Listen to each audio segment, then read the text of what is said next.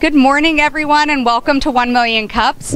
If this is your first time here, thanks for coming out and joining us. We've got some special stuff going on today, so make sure that you get a chance to try it.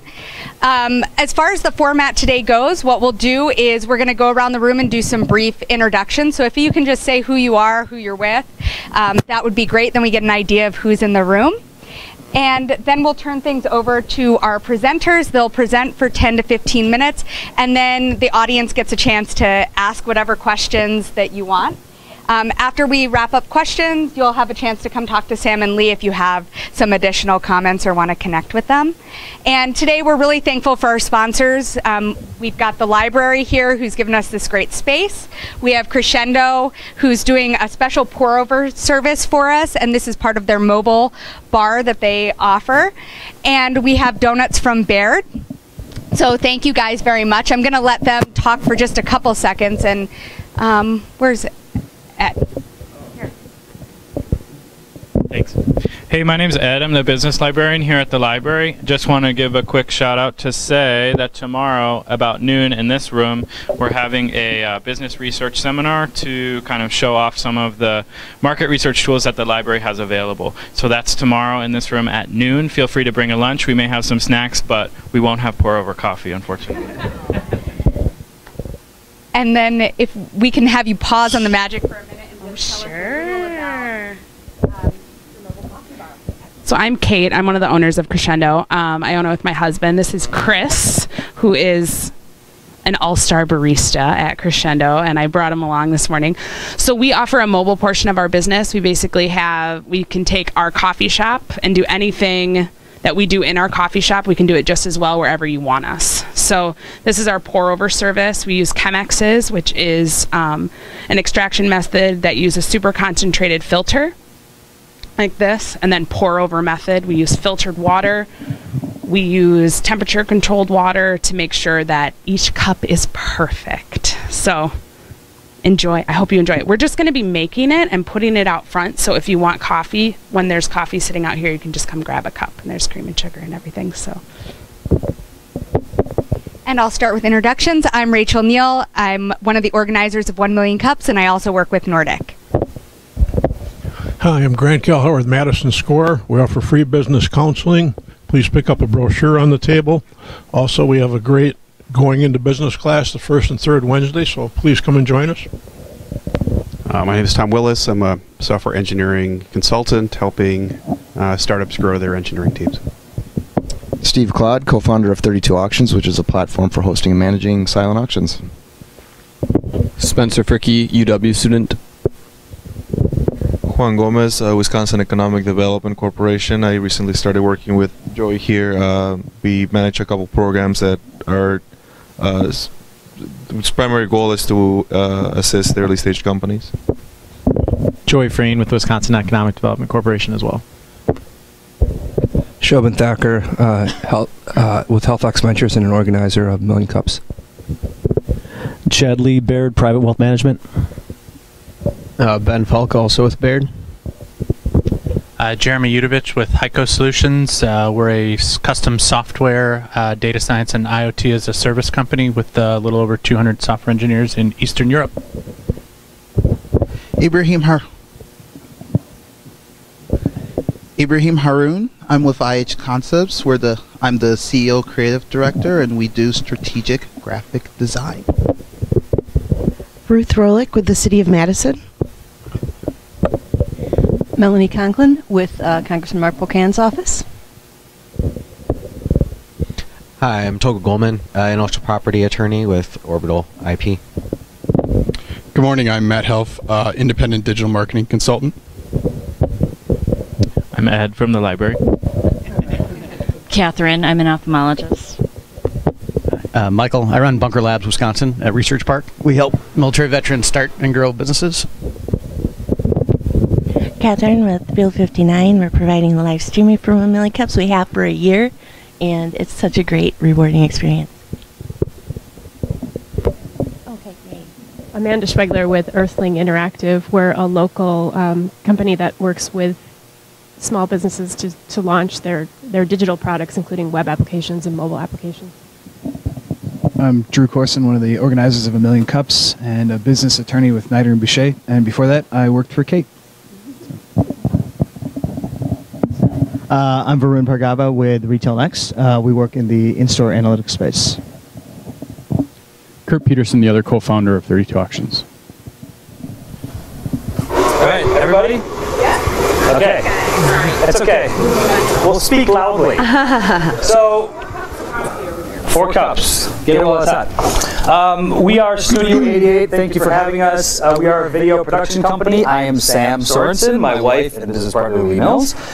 So we're going to go through sort of who we are and what we do, because the idea of video production, when you say you're a video production company, it's sort of a nebulous term these days because it can mean anything. Is it web? Are you doing documentaries? Are you doing mobile stuff? Are you doing live streams? So we'll go over some of that. And we have a brief video that we can show you some of our recent work. And then at the end, we'll talk about some of the technology that is changing what we do. So it's a rapidly changing environment. It will affect most of you in this room. Anyone who makes business decisions, video is not going away. It's going to get bigger. It's going to spread out in ways that we haven't even thought of yet. So with that, I'll turn it over to Lee for where we come from. So a little history about our company. I'm obviously the evening news anchor for NBC 15, but Sam and I have known each other for 13 years. And when I started at the station in 2003, I was the weekend reporter, weekday reporter. I worked 4 days, and Sam was a photographer at the station. And we worked on a number of really awesome feature stories, and that's kind of how we started working together, and were able to win a number of awards and really felt fulfilled by our work. Because I think we're fairly good employees. We were both promoted over the years, and Sam was promoted into management and I was promoted to an anchor, weekend anchor, weekday anchor, and then eventually on nights. And it allowed for us to not work on as many stories together because we had so many other duties. And so we got married in 2012, and that same year we were thinking we really miss working together on stories, and maybe there's a way that we can do that as a private venture for fun, really, like anybody needs more work because we're both working full time, and hey, let's just do this for fun. But that's really how we felt, because we loved doing stories, and in the news business you get really bogged down in a lot of other things, and you don't always have 3 days to work on a story. You have 20 minutes here and 20 minutes there, and so we really felt passionate about having the opportunity to tell stories and be the ones to choose what we decided to do. So we started our business in 2012, and we were both working full time and just doing it whenever we had free time. And then about 2 years later, we were getting so busy in 2014, I was really pregnant and was going to be off for a couple of months, and Sam jumped ship and has been doing our business full time for almost 2 years and has been able to continue to grow the business, which is really exciting. And I think his talent is the big reason for that. So that's kind of our history of our company. It'll be 4 years this month, actually, that we started. And we really do no marketing. In fact, our website is down right now, so I'm a little embarrassed about that since it's on our poster. But we're in the process of trying to tweak a few things, and we really have done no marketing, and so all of our business has been through word of mouth, which has been really, I think, exciting for us. Amen. All right, so we want to talk about a little bit of what we do. Like I said, video production, what does it mean? It means different things to different people. What we do specifically is a lot of what you would think about right away. It's mostly production work. So we don't do a lot of live streaming, although we will if the client needs it. And sometimes that's an element of what their presentation would be. For instance, we will do work for nonprofits, so the Clean Lakes Alliance, Madison Community Foundation, and they have big events every year. So for those breakfasts or for those dinners, they'll want a video to sort of sum up what they do and what they're about. So we will work on that message with them, and at the same time, there are times when they want the event itself videotaped or live streamed. So we can do that. You see Field 59 with the Terra deck up there. I recognize that piece of equipment right away. It's incredible what has happened even in the last space of a few years. When we worked in TV together, to go live, you had to have a microwave truck, which you've all seen them, or you've seen them in TV represented at live shots, and you basically have to put a mast up into the air, 42 feet or so, and you have to either bounce it off buildings to get back to the tower, or you have to find a direct line of sight if you're lucky enough to be in a position where you can do that. Already, we have the little box about the size of a cell phone, maybe even smaller, that can handle that with a little bit of wiring, and it finds a Wi-Fi hotspot and it puts it online. You're kind of aware that this is happening, but this is how rapid the technology is changing from our perspective and how much we have to keep on top of it. So in terms of what we do web videos. Web videos are very hot, as everyone knows. Web videos can also be translated right into mobile, your mobile device, tablets, and we do a lot of corporate stuff. So Land's End is a client of ours, and we will do internal corporate videos for them, and we'll also do PR campaigns for them. And the process is really, it's similar to news, which is what attracted us to it. You come in with an idea, and basically every video, our perspective is this, every video is a chance to tell a story. You keep it that simple, at least at the outset, and telling a story, what is the one thing that people talk about in movies? If it's successful or not, did it have a good story or not? When people get excited about spreading stories around, rumors, why are rumors so hot? Because it's a story. So we basically make that our foundation. We want to tell the story, we drill down to what is the story, and then we build up from there and the best video elements, visual elements on how to tell that story. We also do documentaries. In fact, one of our coolest things that we've done was with Carmen Porco, who is a local, he owns properties in Madison and Milwaukee, low-income properties, Section 8, which has a whole host of what's the baggage in our society.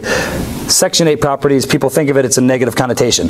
But what he has done has really created this model to help lift people in those communities, and came to us and said, I want to tell my story. And we did a series of 3 documentaries, which premiered at Sundance on, at Hilldale. And so that is an example of we've done big screen stuff. And then the last thing I want to say is we do some short films. There are some local contests here that we do films for, and I have a brother, and this is how video goes everywhere, right? So every single facet of our lives can be enhanced in some way by video. I have a brother who is an aspiring actor, okay? He lives in Los Angeles. He's actually a working actor. He's been in a lot of shows. A number of parts. Yes, he's doing well. Minor they're minor, so it's Brad Pitt. I don't know if anyone's ever heard of him. It's not Brad Pitt. But he has been in some feature films, but he's always still like scratching at the surface, right? So he has arranged for some pitch meetings with Spike TV, for HBO, and he and I have this idea, like, oh, wouldn't this be a cool true detective series? So what I did, normally at a pitch meeting, you go in with the studio executives and you say, here's the concept for the show. In this case, we've enhanced it with video. And I've shown in this video that we're going to play little clips of what that is, which we should do. Sorry. Sorry, we are both talkers, so we could do an hour presentation, so we'll get to the video and wrap it up quickly so we can get to questions. That's right. Here's a highlight reel. I'm going to bring you into a different world. Your perspective, where you are, where the United States is, where the world is, will change.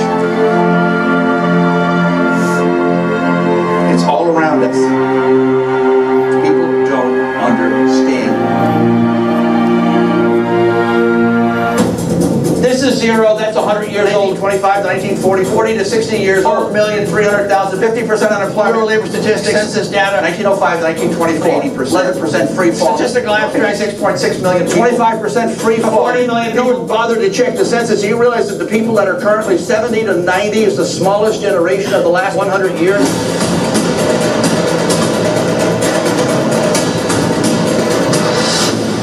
$7 billion people in the world. We're going to run out of room. We're going to run out of air. We're going to run out of food. No, we're fine. The rate of growth is slowing. They have prevented 500 million people. I don't think we can comprehend it. It's endless. the first time that Al Capone steps off the train and he walks up this road into the penitentiary. It's so beautiful.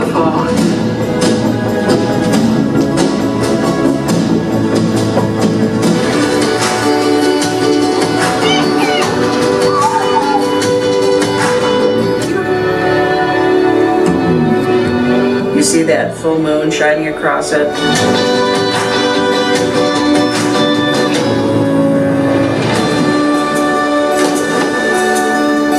I'm excited. That's awesome. When you come down, it is such a rush of adrenaline.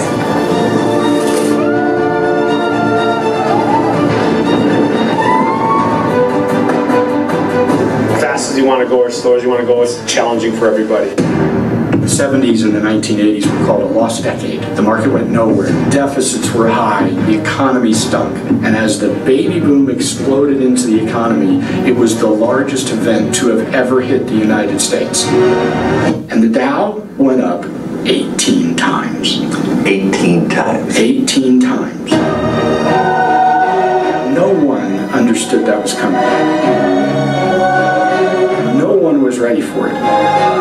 We're about to start that same wave all over again. Mom, where's the coffee maker? Where's the press? Now, kids, cut your mother some slack.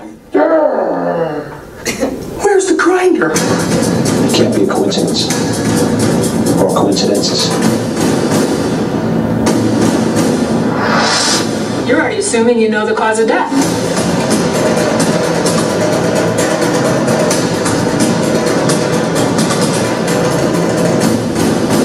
Stalked, drugged, and tortured. Whoever's doing this is out there.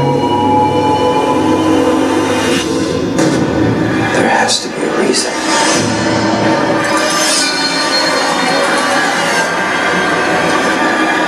What would they find?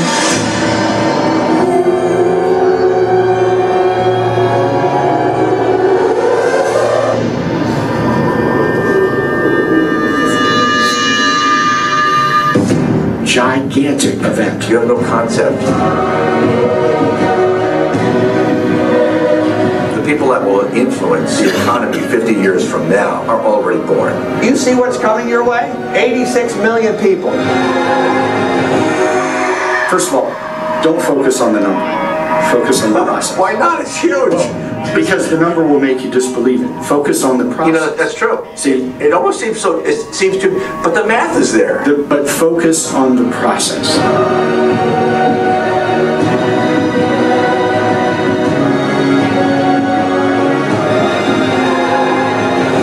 The information is so in demand. Your perspective is going to dynamically change.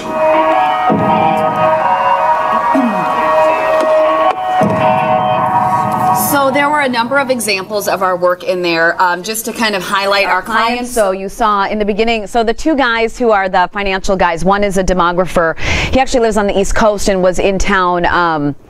WMC brought him in for a presentation a couple of weeks ago, but we had met him about a year ago, and Sam has been working with him to do some work related to demographics, which is really cool, and hopefully you found it fascinating because their opinions about what we're in store for are very positive opinions, and we, are hopeful that they're accurate in those predictions. So that is part of that work. You saw a little bit of Land's End at Alcatraz, which was a project. You saw Secretary Klett as part of some of the tourism videos that we've done for the Department of Tourism. What else was in there? Oh, The River Down is the HBO pilot. Hopefully you were able to put that together, that was a show and not real. Okay, that is not a news story that we are covering, and we do not do news stories as part of our business. So those are just a couple of our clients. Let me see if there's anyone else on here. We mentioned Madison Community Foundation, I think, Carmen Porco. Oh, the Black & Decker spot was the little coffee thing. So we did a couple of commercials for Black & Decker. We've done some things for George Foreman Grill. So a whole host, as you can see, everything from kind of the more documentary style to a 30-second commercial. And I think that's what we find so much fun about the business, is that every client has a different need, and it's fun to work on completely different video projects. Okay, so I'm just going to wrap up real quickly with some technology, then we get to questions. So in terms of technology, I've mentioned it's rapidly changing, and it is an exciting time to be in our business, but it's also daunting to keep up with everything. You've all heard of 4K by now. 4K, a lot of people don't understand what it means. People in our business don't necessarily understand what it means. When 4K first came out, it was a camera that could essentially shoot 4 times HD, okay? So you remember old standard definition would have 480 lines of resolution, and then that was like your DVDs, which looked good. But then as we started to get to bigger and better pictures, the industry pushed forward. We went to HD, which is 1080. So already you have a lot more lines of resolution. Back in the beginning, when you got a DVD and it was 1080 versus 720, a lot of people went, I don't see the difference. TVs are getting better. Now you probably see the difference. 4K is essentially 4 times what HD is. When it first came out, it was cameras that could shoot on 4K, but TVs were still only 1080. So HD was all you could really see. Even if you had all those pixels there, the TV monitor could not interpret all of them. Now they can. The big joke at the beginning was your eyes can't process it because physiologically you can't process that much information, so it's redundant and not necessary. That's debatable. Different people have different opinions on that. The bigger your screen gets, the more that matters. The closer to your screen that you get, the more that matters. The other cool thing about 4K, and now they have 6K, and now they have 8K. So get ready to throw out your new 4K TV. Yeah, right. Just, in fact, throw it out right now. Just get ready.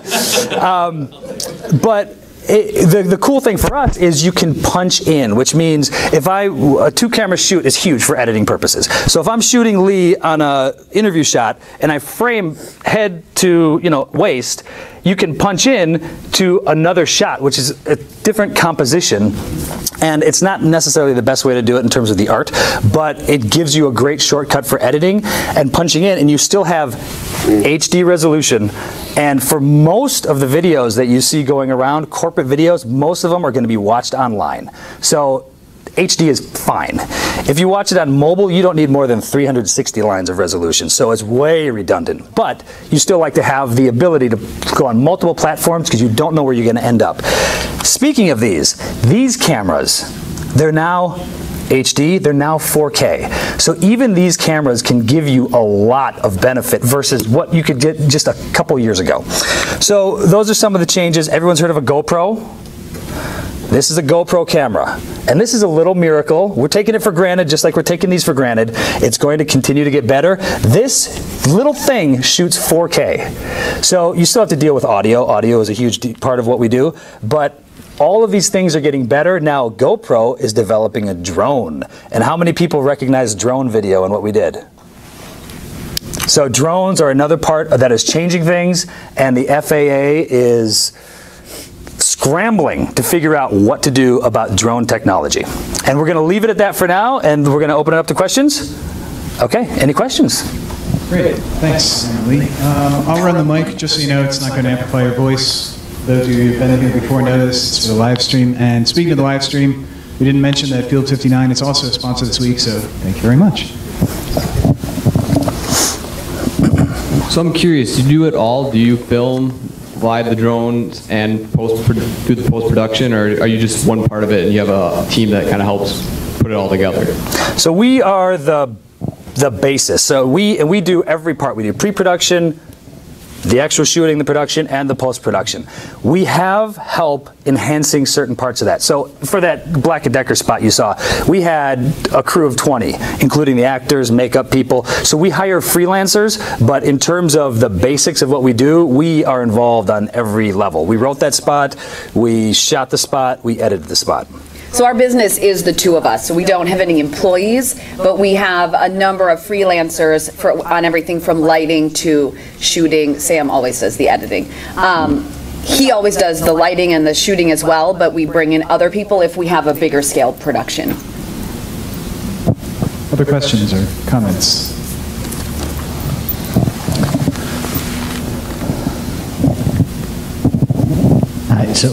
So for startups that want to do something, some kind of video, how do you budget? Like, is there kind of a ballpark of, an estimate of you need 2 people versus 6 people per minute, per tens of minute? Like, how do you plan for something like that?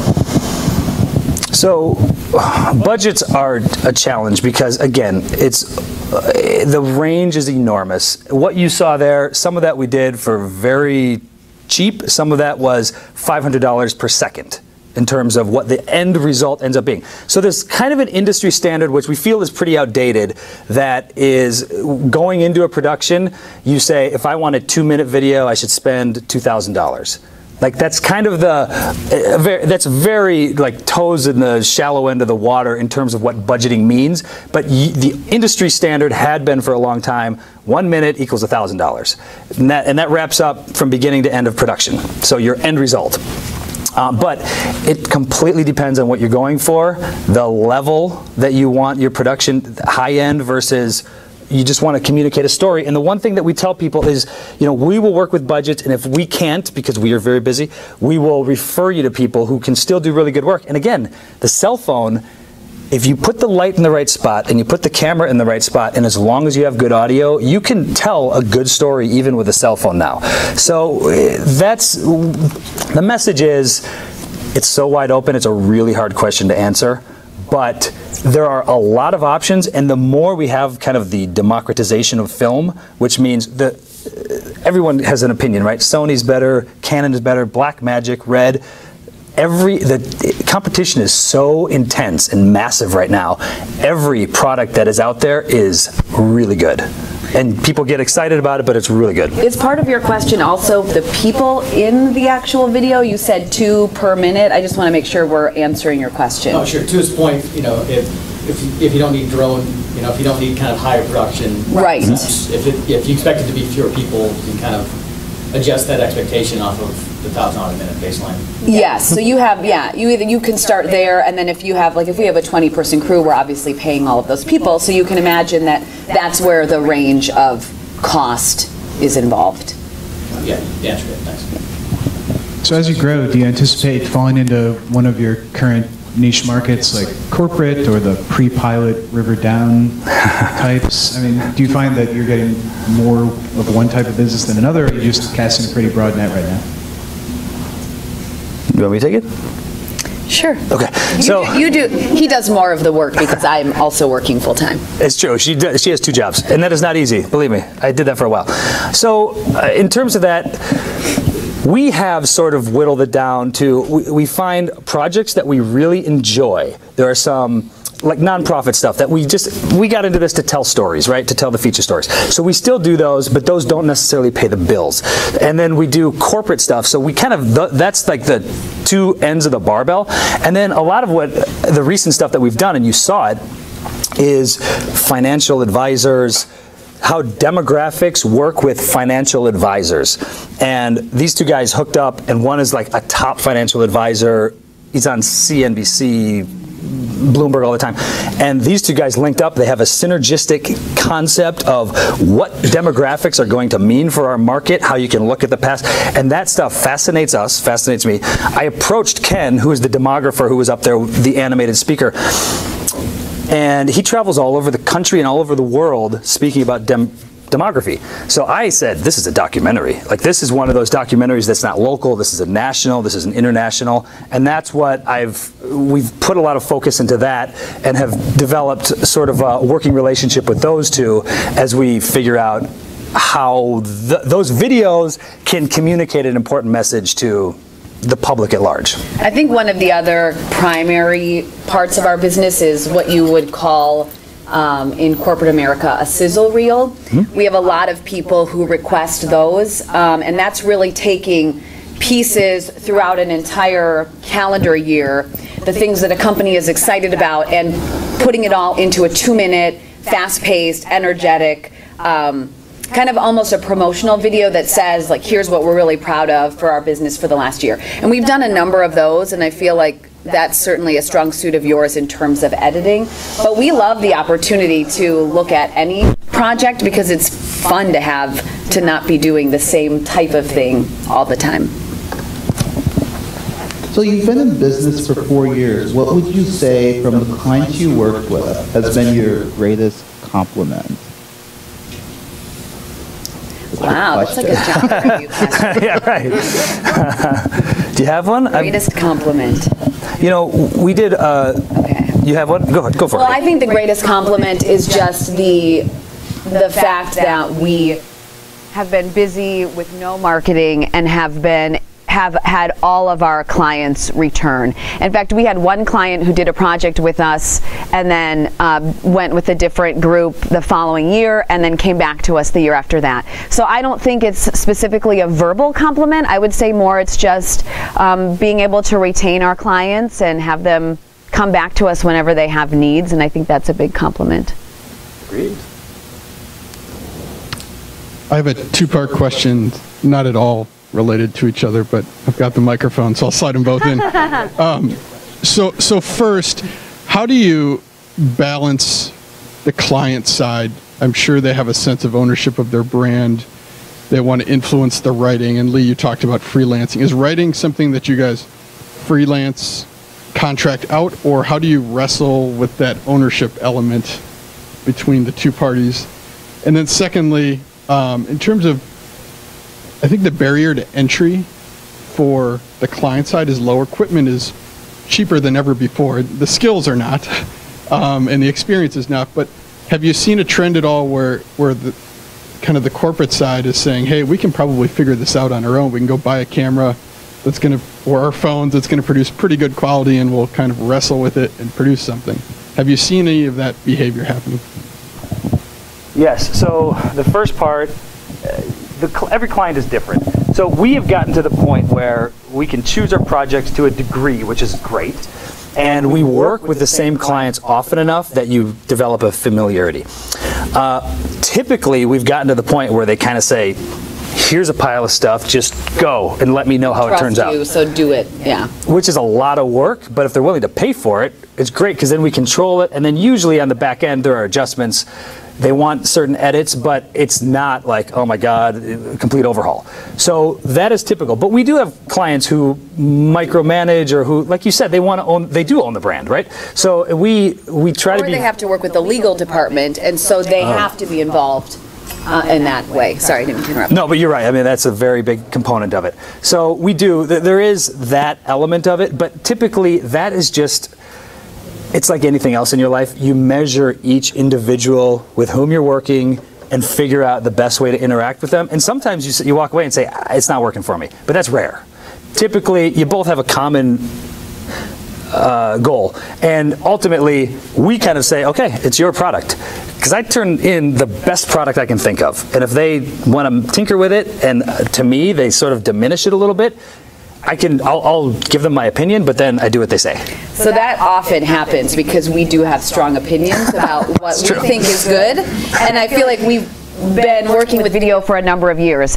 So at the end of the day, and that was a hard lesson for me in the beginning, because in my other life, you know, I have complete control over what I'm working on, and so that was tricky. And I think what we really have worked really hard to do is say, this is what we think, but if this is what you want, we'll do it. And often that happens, and then they like the other one better, and then we have to have a post-mortem about, you know, it costs more money to have us do all of these changes and trust us. But sometimes that doesn't happen. Sometimes they know what they need, and we're not the experts in that subject matter, and you know, we have to learn that we're not the experts at everything. And so I think that's been a really interesting learning curve for me particularly. We had some fun discussions. Second question, yes. Video production is expensive, and it's just like anybody can buy a laptop and have a word processor and write, but that doesn't mean everybody can be a best-selling author. It's the same kind of thing. Everyone can get the tools now, but you still have to have the experience and the talent to put it together. Having said that, there is a lot of up-and-comer kind of energy in the market. Right now, when we first started a couple years ago, we talked to a friend with whom we'd worked. He worked in PR, or he started his own PR agency, and he basically said, here's what you guys are looking at. There are probably 200 of me, 200 PR companies around, but there are probably 400 of you. So the competition is going to be fierce. And we said, okay, well, we're going to do it as a side, it doesn't matter. Obviously, we found a place, there's a place for all 400 of us. In terms of companies buying their own stuff, what my experience has been is the bigger corporations buy an amazing fleet of equipment, makes me jealous, and they don't know what to do with it. They usually say, here, can you, this is a Zeiss lens, can you figure this out? And I Happy to, you know. So typically that is where it goes, but they do hire people. Usually it's a starter position, which is strange to me because the more the experience, the better you're going to be usually. But they do have their own. What typically happens is they will hire somebody to do internal videos, and they'll be okay, and they'll figure it out eventually. But then when they need the external stuff, they'll still come to us, or they'll come to another company. Does that make sense? I think we have time for one more question. You guys had great questions. Yes, this has been fun.